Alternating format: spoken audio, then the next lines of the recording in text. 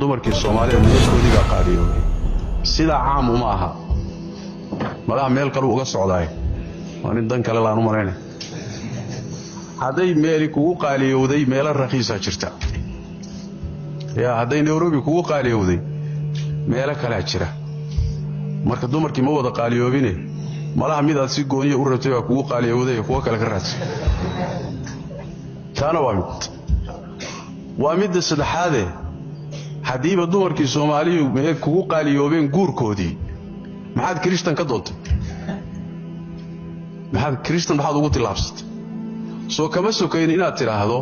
dumar kale oo muslimiin ah dalka jooga oo reer Coast ba jooga oo muslimiintan kale dalka jooga muslimaad ah gabdho muslimaad ah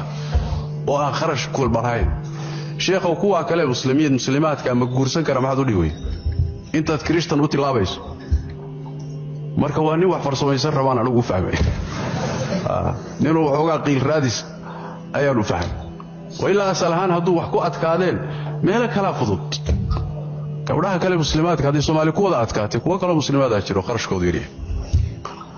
inta markaan kaga gudbo mas'alada ama la guursan kara dumarka Kristanka ah shuruuday leedahay Kristanka iyo Yahuuda waa labada la guursan karo dumarkooda sida fi suurat al-Maa'ida Ilaahay ku sheegay tabaaraka ta'ala laakiin shuruud bay leedahay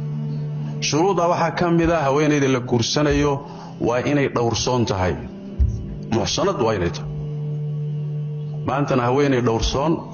inaad hesho oo Kristan oo yartahay mid labaadna waxa weeye oo laga marmaan ah in adiga aadan diintaada loo baqaynin ilmahaagana diintooda aan loo baqaynin taana waxay ku iman kartaa meeshaasi waxa ka taliya inay tahay muslimiintu ka taliyaan oo awood leeyihiin haday awoodda gaaladu leedahay oo Kristan ku leeyihiin berina ilmahaaga laga baqayo inay iyadu qaadan doonto ma guursan kartid waana waxa ku dhacay rag badan meel badan marka Yurub la tagay Afrikada la tagay South Africa rag baa ilmahooda kaga soo cararay intay naaga guursadeen Yurub taas sidoo kale maxay yeelay nidaamkii wadanka ka jiray baa ka hiilinaya markaad isqabsataan hooyada ilmaha la siinaya kaniisada Ilaahay kama hadli karaysa marka waxa weeye waa in ilmahaaga iyo adigaba aan loo baqaynin diintooda markaad guursanayso saas daraadeed ba aimada qaar kamida hatta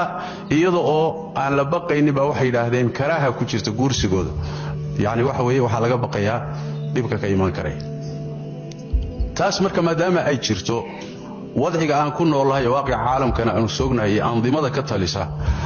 marnaba kuma talinayno in la guursado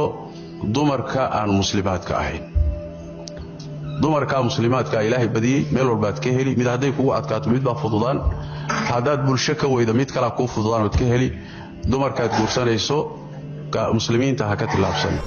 aan ka codsanayna barta YouTube-ka Facebook-ga iyo TikTok-ga inta wayna share noo dhado subscribe noo saarta YouTube-keena